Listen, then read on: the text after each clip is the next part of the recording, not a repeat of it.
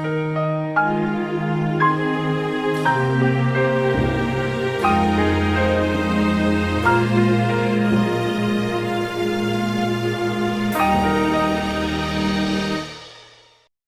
ലേഖനത്തിന്റെ ഉപദേശപരമായ ഭാഗമാണ് 1-2 അധ്യായങ്ങളിൽ പൌലോസ് അപ്പോസ്തലൻ വിവരിച്ചിരുന്നത്. 3-4 അധ്യായങ്ങളിൽ പ്രായോഗികമായ കാര്യങ്ങളെക്കുറിച്ച് പ്രതിപാദിച്ചിരിക്കുന്നു. 1-2 അധ്യായങ്ങളിൽ ക്രിസ്തുവിന്റെ ഔന്നത്യത്തെക്കുറിച്ച് നാം കണ്ടു. ക്രിസ്തുവിനെ അവിടുന്ന് ആയിരിക്കുന്ന വിധം തൃത്വത്തിലൊരുവനായി നാം കണ്ടു. അവൻ പൂർണ്ണ മനുഷ്യനും പൂർണ്ണ ദൈവവുമാണ്. അവൻ സൃഷ്ടിക്കു മുമ്പേ ഉള്ളവനാണ്. കാരണം അവൻ സൃഷ്ടാവാകുന്നു എന്നുള്ളതാണ്. വീണ്ടെടുപ്പിനും മുമ്പേ ഉള്ളവൻ അവനാണ്. കാരണം അവൻ വീണ്ടെടുപ്പുകാരനാണ്. സഭയ്ക്കും അവൻ മുമ്പനാണ്. കാരണം അവനാണ് സഭയ്ക്ക് വേണ്ടി തന്നെത്താൻ ഏൽപ്പിച്ചു കൊടുത്തത്. അവൻ നമ്മുടെ ജീവിതങ്ങളിൽ മുമ്പനായിരിക്കേണ്ടതാണെന്ന് തുടർന്നുള്ള ഭാഗത്ത് പൌലോസ് അപ്പോസ്തലൻ പറയുന്നു. സമർപ്പണം എന്ന് ഇക്കാലത്ത് നാം അധികം പറഞ്ഞു കേൾക്കാറുണ്ട്. നമ്മുടെ ജീവിതങ്ങളിൽ ക്രിസ്തുവിന് മുൻഗണന നൽകുന്നതത്രേ യഥാർത്ഥമായ സമർപ്പണം. അതല്ലാതെ സമർപ്പണമില്ല. താങ്കൾ സമർപ്പിക്കപ്പെട്ട ഒരു വിശ്വാസിയാണെന്ന് പറയുകയും അതേസമയം മറ്റുള്ളവർ ജീവിക്കുന്നതുപോലെ താങ്കളുടെ ഇഷ്ടപ്രകാരം ജീവിതം നയിക്കുന്നതിനും സാധ്യമല്ല. ഇന്ന് അനേകരും അപ്രകാരമാണ്. ക്രിസ്തു താങ്കളുടെ ജീവിതത്തിൽ മുമ്പനായിരിക്കുന്നു എങ്കിൽ താങ്കൾ ക്രിസ്തുവിന്റെ ജീവിതമായിരിക്കും ഇവിടെ ഭൂമിയിൽ ജീവിക്കുന്നത്. ഉപദേശപരമായ ഭാഗത്ത് പൌലോസ് അപ്പോസ്തലൻ നേരത്തെ തന്നെ അക്കാര്യം പറഞ്ഞിരിക്കുന്നു. അവനിലല്ലോ ദൈവത്തിന്റെ സർവ്വസമ്പൂർണതയും ദേഹരൂപമായി വസിക്കുന്നത്.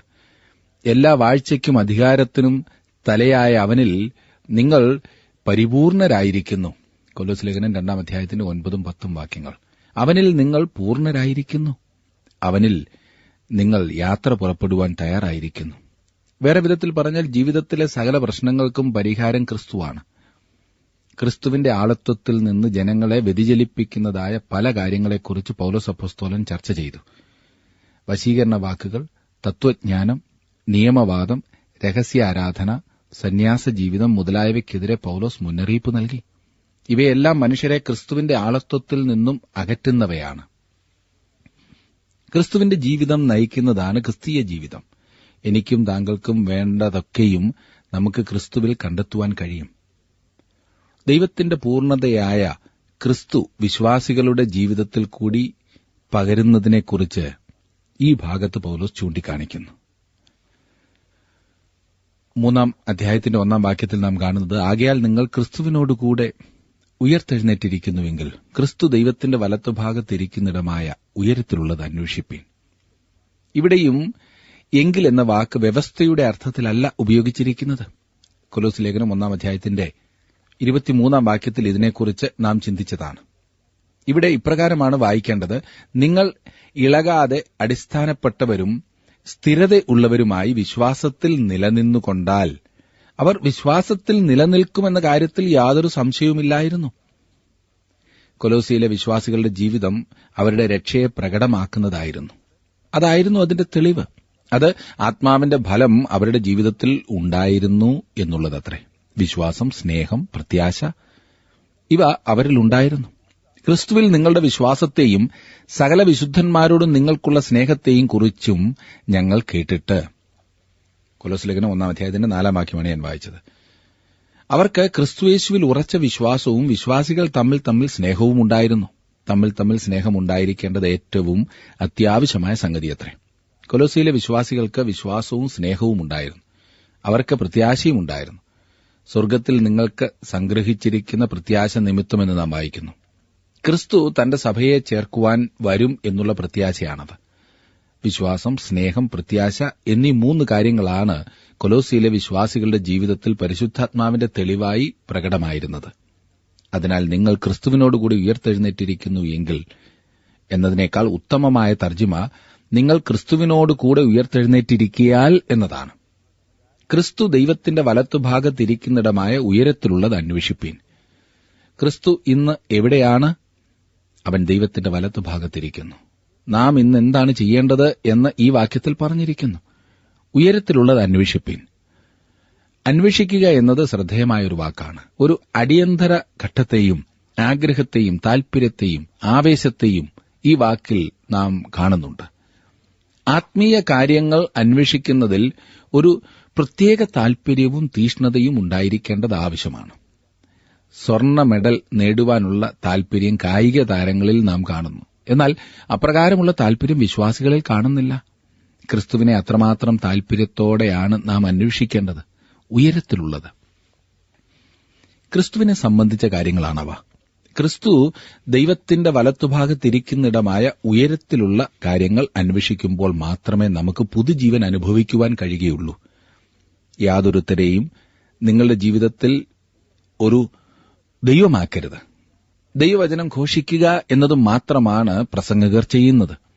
അതിൽ കൂടെ മറ്റുള്ളവർക്ക് ജീവിക്കുന്ന ക്രിസ്തുവിനെ കാണുവാനും അവനോട് അടുത്തു ചെല്ലുവാനും ഇടയാകണം. വേദപുസ്തകം ജീവിക്കുന്ന ക്രിസ്തുവിനെ വെളിപ്പെടുത്തുന്നു എന്നതുകൊണ്ടാണ് ഞാനത് പഠിക്കുകയും പഠിപ്പിക്കുകയും ചെയ്യുന്നത്. പ്രിയ സുഹൃത്തെ, ദൈവവചനമാകുന്ന ബൈബിൾ താങ്കൾ വായിക്കുമ്പോൾ യഥാർത്ഥ ജീവനുള്ള ക്രിസ്തുവിനെയാണ് താങ്കൾ അതിൽ കാണുന്നത്. അവനാണ് ദൈവത്തിന്റെ വലത്തുഭാഗത്തിരിക്കുന്നത്. നാം ഉയരത്തിലുള്ള കാര്യങ്ങൾ, അതായത് നാം ക്രിസ്തുവിനെ അന്വേഷിക്കേണ്ടതാണ്. അതാണ് ഈ തിരുവചന പഠനം കൊണ്ട് ഉദ്ദേശിക്കുന്നത്.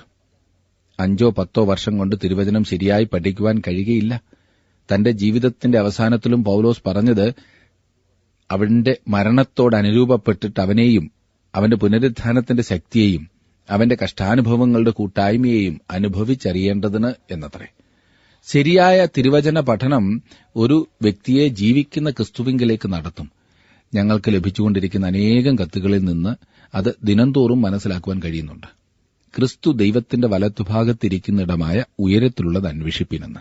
2-ാം വാക്യം, ഭൂമിയിലുള്ളതല്ല ഉയരത്തിലുള്ളത് തന്നെ ചിന്തിപ്പിൻ. ഫിലിപ്പി ലേഖനത്തിൽ പൌലോസ് അപ്പോസ്തലൻ പറഞ്ഞിരിക്കുന്നത്, സത്യമായതൊക്കെയും ഘനമായതൊക്കെയും നീതിയായതൊക്കെയും നിർമ്മലമായതൊക്കെയും സൽകീർത്തിയായതൊക്കെയും രമ്യമായതൊക്കെയും സൽഗുണമോ പുകഴ്ചയോ അതൊക്കെയും ചിന്തിച്ചുകൊള്ളുവീൻ എന്നാണ്. ജീവിതം അനവധി ചെറിയ പ്രശ്നങ്ങളെക്കൊണ്ട് നിറഞ്ഞതാണ്. എന്നാൽ ഏറ്റവും വലിയ നമ്മുടെ ആവശ്യം ക്രിസ്തുവിനോട് ചേർന്ന് നടക്കുക എന്നാണ്.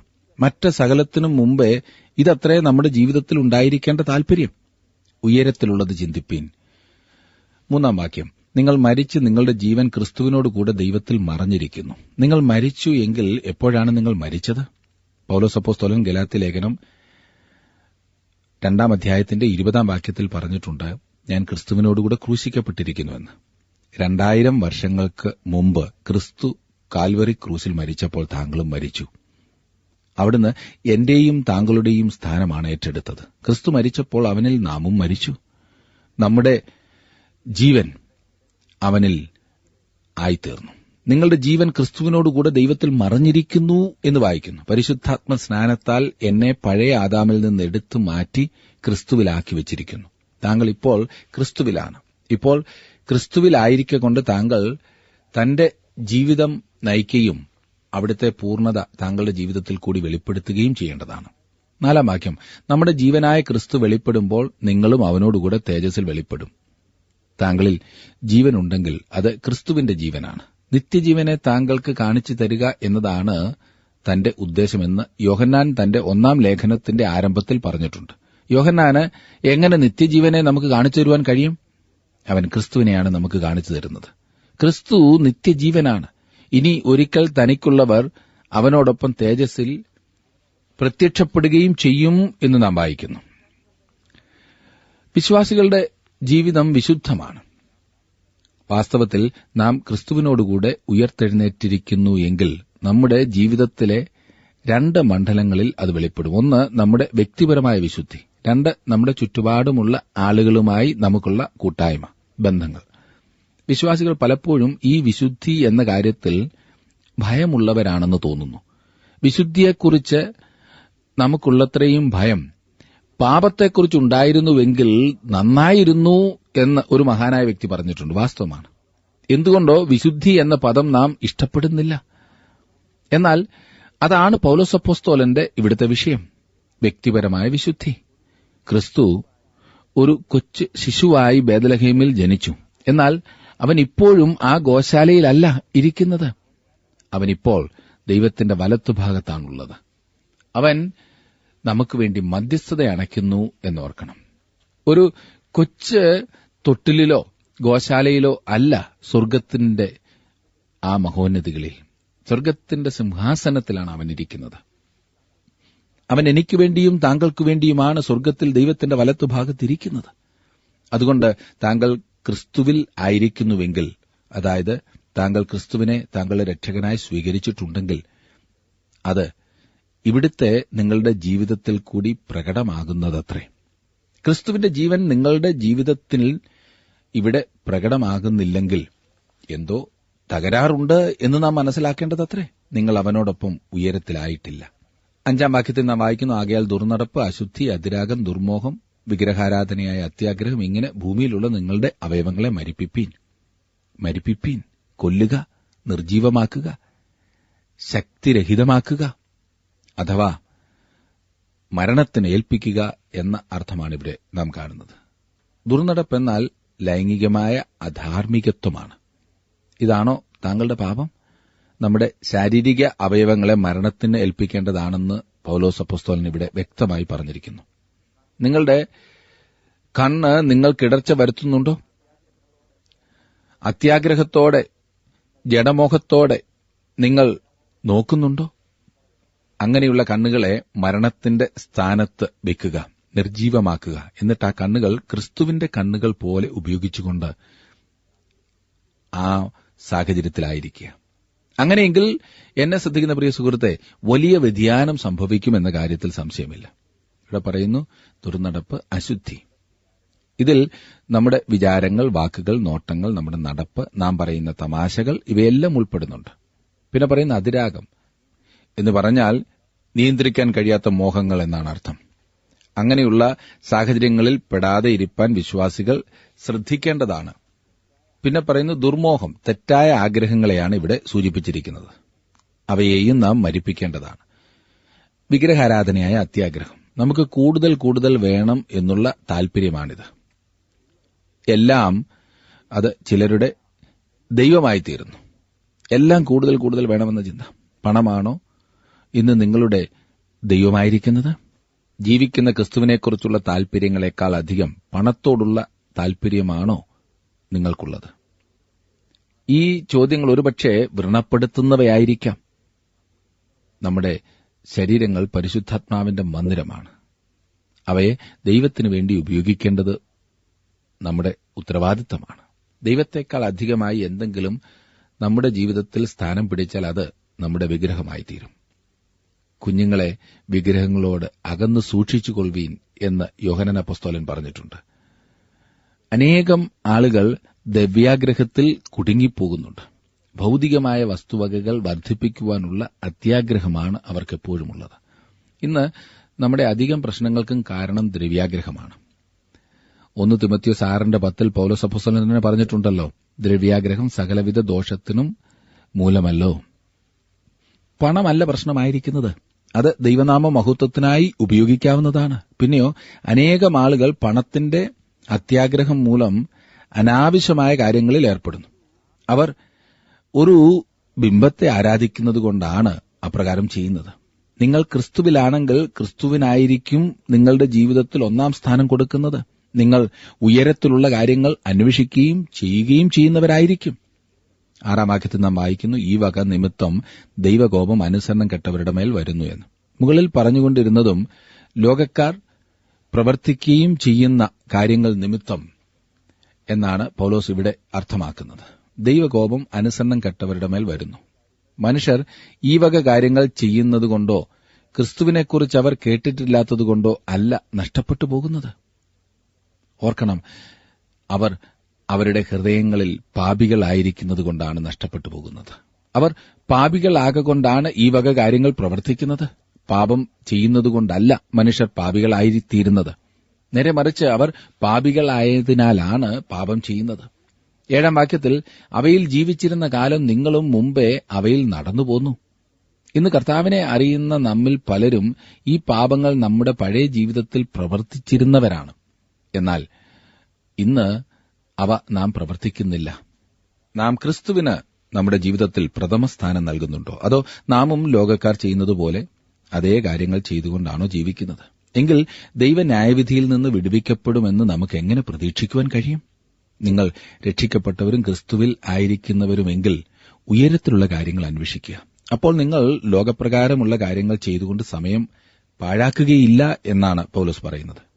8-ാം വാക്യം, ഇപ്പോഴോ നിങ്ങളും കോപം, ക്രോധം, ഈർഷ്യ, വായിൽ നിന്ന് വരുന്ന ദൂഷണം, ദുർഭാഷണം ഇവയൊക്കെയും വിട്ടുകളവിൻ.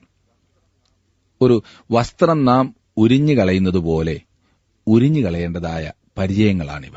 പലർക്കും വസ്ത്രധാരണത്തിൽ പ്രത്യേകമായ പരിചയങ്ങളാണുള്ളതല്ലേ. പ്രത്യേക അവസരങ്ങളിൽ പ്രത്യേകമായ വസ്ത്രങ്ങൾ അവർ ധരിക്കുന്നു.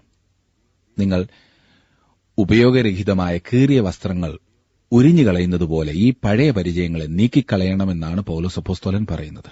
അവയെ നിങ്ങൾ അലക്കുവാൻ കൊടുക്കുന്നില്ല. അവയെ എല്ലാം നിങ്ങൾ വിട്ടുകളയേണ്ടതാണ്. ഒന്നാമത് പറഞ്ഞിരിക്കുന്ന കാര്യം കോപമാണ്. കോപത്തിന് നീതീകരിക്കത്തക്കതായ ചില അവസരങ്ങളുണ്ട്. പരീശന്മാരുടെ ഹൃദയകാഠിന്യ നിമിത്തം യേശുക്രിസ്തു കോപം നിറഞ്ഞവനായി തീർന്നു എന്ന കാര്യം നിങ്ങൾ ഓർക്കുന്നുണ്ടല്ലോ. അത് പാപമയമായ കോപമല്ല, സ്വാർത്ഥപരമായ കോപമല്ല. എന്നാൽ തെറ്റായ കാര്യത്തിൽ നാം കോപമുള്ളവരായി തീരും എന്നതാണ് പ്രശ്നം. ക്ഷമിക്കുന്നതിനുള്ള ആത്മാവില്ലാത്തവരായി തീരുമ്പോൾ കോപം ക്രോധമായി മാറുന്നു. പിന്നെ പറയുന്ന ഈർഷ്യ, വളരെ കാലമായി വെച്ചു പുലർത്തുന്ന കോപമാണ് ഈർഷ്യയായി തീരുന്നത്. പ്രതികാര നടപടി കൈക്കൊള്ളുവാൻ പ്രേരിപ്പിക്കുന്നതായ കോപമാണിത്. ഒരു ദൈവപൈതൽ ഉപയോഗശൂന്യവും കീറിപ്പറിഞ്ഞതുമായ വസ്ത്രം നീക്കിക്കളയുന്നതുപോലെ ഈർഷ്യ നീക്കിക്കളയേണ്ടത് ആവശ്യമാണെന്ന് പൗലോസ് അപ്പോസ്തലൻ പറയുന്നു. അങ്ങനെയുള്ള വർത്തനാരീതി ക്രിസ്തുവിനെ പ്രതിനിധീകരിക്കുന്നതായിരിക്കില്ല. പിന്നെ പറയുന്നു വായിൽ നിന്ന് വരുന്ന ദൂഷണം.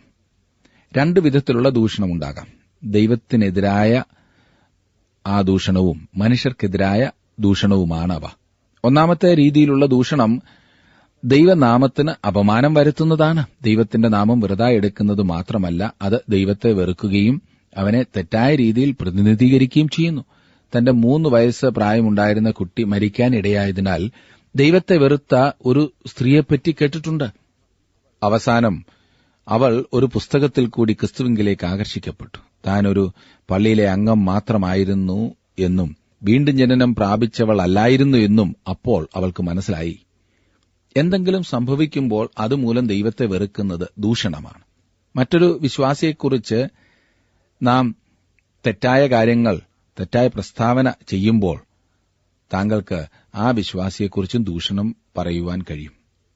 ഇത് നാം ഓർത്തിരിക്കണം. ദൈവ പൈതലിനെക്കുറിച്ച് തെറ്റായ കാര്യങ്ങൾ പറയുമ്പോൾ നിങ്ങൾ ദൂഷണം പറയുന്ന കുറ്റമാണ് ചെയ്യുന്നത്. പിന്നെ പറയുന്നു വായിൽ നിന്ന് വരുന്ന ദുർഭാഷണം. തെറ്റായ സംസാരത്തെയാണ് ഇവിടെ അർത്ഥമാക്കിയിരിക്കുന്നത്. അതിൽ ചീത്തയായുള്ളതും മോശവുമായ കാര്യങ്ങൾ ഉൾക്കൊള്ളുന്നുണ്ട്. ചിലർ കൂട്ടം കൂട്ടമായി ഒന്നിച്ചു ചേർന്ന് ചീത്ത വാക്കുകൾ പറഞ്ഞ് രസിക്കാറുണ്ട്. ചില വിശ്വാസികൾ പോലും ആണയിടുന്നതായി കേൾക്കുന്നുണ്ട്. ദൈവ പൈതലിന് അപ്രകാരം പ്രവർത്തിക്കുവാൻ കഴിയുകയില്ല എന്ന കാര്യം ഓർപ്പിക്കട്ടെ. ഇവയൊക്കെയും ഉരിഞ്ഞു കളയേണ്ടതായ കാര്യങ്ങളാണ്. 9-ാം വാക്യം, അന്യോന്യം ഭോഷ്ക് പറയരുത്. നിങ്ങൾ പഴയ മനുഷ്യനെ അവന്റെ പ്രവൃത്തികളോടുകൂടെ ഉരിഞ്ഞു കളഞ്ഞു. പൗലോസ് ഇവിടെ ആരോടാണ് സംസാരിക്കുന്നത്? നിങ്ങൾ പഴയ മനുഷ്യനെ അവന്റെ പ്രവൃത്തികളോടുകൂടെ ഉരിഞ്ഞു കളഞ്ഞു എന്ന് പറഞ്ഞിരിക്കുന്നതിനാൽ പൗലോസ് ഇവിടെ വിശ്വാസികൾക്കാണ് എഴുതുന്നത് എന്ന് നമുക്ക് മനസ്സിലാക്കാവുന്നതത്രേ. ഒരു വിശ്വാസി കള്ളം പറയുവാൻ ഇടയാകുന്ന സാഹചര്യം ഉണ്ടാകുമോ? കള്ളം പറയുമോ? നിശ്ചയമായും കള്ളം പറയുവാൻ കഴിയും. അങ്ങനെ ചെയ്യുമ്പോൾ നിങ്ങൾക്ക് പൂർണ്ണതയിലേക്ക് വളരുവാൻ കഴിയുകയില്ല എന്ന് മാത്രമല്ല, പഴയ സ്വഭാവത്തിൽ നിന്ന് വിടുതൽ പ്രാപിക്കുവാനും നിങ്ങൾക്ക് കഴിയുകയില്ല എന്നോർക്കണം. കള്ളം പറയുന്നതാണ് ഒരു കൊച്ചുകുട്ടി ആദ്യമായി ചെയ്യുന്ന പാപം എന്നത്രേ എന്റെ വിശ്വാസം. മനുഷ്യഹൃദയത്തിൽ ആഴത്തിൽ കുടികൊണ്ടിരിക്കുന്ന ഒരു സ്വഭാവമാണ് കള്ളം പറയുക എന്നുള്ളത്. അനേകം വിശ്വാസികൾ ഇപ്പോഴും അതിൽ തന്നെ തുടരുകയും ചെയ്യുന്നു എന്ന് പറയേണ്ടിയിരിക്കുന്നു. 10-ാം വാക്യത്തിൽ നാം കാണുന്നു, തന്നെ സൃഷ്ടിച്ചവന്റെ പ്രതിമപ്രകാരം പരിജ്ഞാനത്തിനായി പുതുക്കം പ്രാപിക്കുന്ന പുതിയ മനുഷ്യനെ ധരിച്ചിരിക്കുന്നുവല്ലോ. പുതിയ മനുഷ്യനെ ധരിച്ചിരിക്കുന്നുവല്ലോ. നിങ്ങൾ പഴയ മനുഷ്യനാകുന്ന പഴയ വസ്ത്രം ഉരിഞ്ഞു കളയുമ്പോൾ പുതിയ മനുഷ്യനാകുന്ന പുതിയ വസ്ത്രം ധരിക്കുന്നു. ഉരിഞ്ഞു കളയുക മാത്രം പോരാ, നാം പരിശുദ്ധാത്മാവിന്റെ ശക്തിയിൽ പുതുമനുഷ്യനിൽ ജീവിതം നയിക്കേണ്ടതാണ്. നമ്മെ വളരെ കാലം നിയന്ത്രിച്ചുകൊണ്ടിരുന്ന ഒരു പഴയ സ്വഭാവം എനിക്ക് നിങ്ങൾക്കുമുണ്ട്. അങ്ങനെ നാം പല പരിചയങ്ങൾക്കും വിധേയരായി തീർന്നിട്ടുണ്ട്. അതുകൊണ്ടാണ് വസ്ത്രം എന്ന വാക്കിവിടെ അർത്ഥവത്തായിരിക്കുന്നത്. അത് ഒരു പരിചയമാണ്. നാം സംസാരിക്കുകയും പ്രവർത്തിക്കുകയും ചെയ്യുന്ന ചില പരിചയവും രീതിയും അനുസരിച്ചാണ് ഒരു പ്രത്യേക രീതിയിൽ പ്രതികരിക്കുന്നതിന് വിധേയമാക്കപ്പെട്ട ഒരു ശരീരഘടനയും നമ്മിലുണ്ട്. എന്റെ കൈ കത്തിജ്വലിക്കുന്ന ഒരു സ്റ്റൗവിന്മേൽ വെച്ചാൽ എന്റെ ഞരമ്പുകളിൽ കൂടി തലച്ചോറിലേക്ക് ഒരു വാർത്ത പ്രവഹിക്കും. ആ വാർത്ത സ്വീകരിച്ചിട്ട് കൈയിലെ ഞരമ്പിലേക്ക് ദൂതയച്ചുകൊണ്ട് നിന്റെ വിരൽ സ്റ്റൗവിൽ നിന്നെടുക്കുക, നിനക്ക് പൊള്ളൽ ഏൽക്കുന്നു എന്ന് പറയുന്നു. അങ്ങനെ ഞാൻ എന്റെ കൈ സ്റ്റൗവിൽ നിന്നും വലിച്ചെടുക്കുന്നു. എന്നാൽ ഇതൊക്കെയും എനിക്ക് വിവരിക്കുവാൻ കഴിയുന്നതിലും വേഗത്തിൽ നടക്കുന്ന കാര്യമാകുന്നു എന്നോർക്കണം. പെട്ടെന്ന് നടക്കുന്ന കാര്യമാകുന്നു ഇത് എന്ന് നമുക്ക് കാണുവാനായിട്ട് സാധിക്കും. ഇത് വളരെ വേഗം സംഭവിക്കുന്ന ഒരു പ്രതികരണം ആകുന്നു എന്ന് നാം മനസ്സിലാക്കുന്നു. ഇതുപോലെ തന്നെയാണ് നമ്മുടെ പരിചയങ്ങളും രൂപം കൊള്ളുന്നത്. നമുക്ക് പഴയ പരിചയങ്ങളെ മാറ്റിക്കളഞ്ഞിട്ട് പുതിയ പരിചയങ്ങളെ രൂപപ്പെടുത്തുവാൻ കഴിയുമെന്നത് മനഃശാസ്ത്രപരമായും വാസ്തവമായുമുള്ള സംഗതിയാണ്. എന്നാൽ ഒരു വിശ്വാസിയെ സംബന്ധിച്ചിടത്തോളം അവനിൽ പരിശുദ്ധാത്മാവിന്റെ ശക്തി ഉള്ളതിനാൽ ഇത് പ്രത്യേകമായും സത്യമത്രേ. നാം പുതിയ മനുഷ്യനെ ധരിക്കേണ്ടതാണ്. എന്നിട്ട് 11 വാക്യത്തിൽ നാം വായിക്കുമ്പോൾ അതിൽ യവനനും യഹൂദനും എന്നില്ല, പരിച്ഛേദനയും അഗ്രചർമ്മവുമെന്നില്ല, ബർബരൻ, ശകൻ, ദാസൻ, സ്വതന്ത്രൻ എന്നുമില്ല, ക്രിസ്തുവത്രേ എല്ലാവരിലും എല്ലാമാകുന്നു. എത്ര മനോഹരമായിട്ടുള്ള ഒരു പ്രസ്താവനയില്ലേ? തന്നെ സൃഷ്ടിച്ചവന്റെ പ്രതിമപ്രകാരം പരിജ്ഞാനത്തിനായി പുതുക്കം പ്രാപിക്കുന്ന നാം. എന്നെ ശ്രദ്ധിക്കുന്ന പ്രിയ സുഹൃത്തെ, താങ്കളുടെ ജീവിതത്തിൽ ഇതുപോലെ പുതുക്കം പ്രാപിച്ച അവസ്ഥയിൽ മുൻപോട്ട് പോകുവാൻ സാധിക്കുന്നുണ്ടോ? ഇന്നത്തെ പ്രോഗ്രാം താങ്കൾക്ക് ഇഷ്ടപ്പെട്ടുവോ?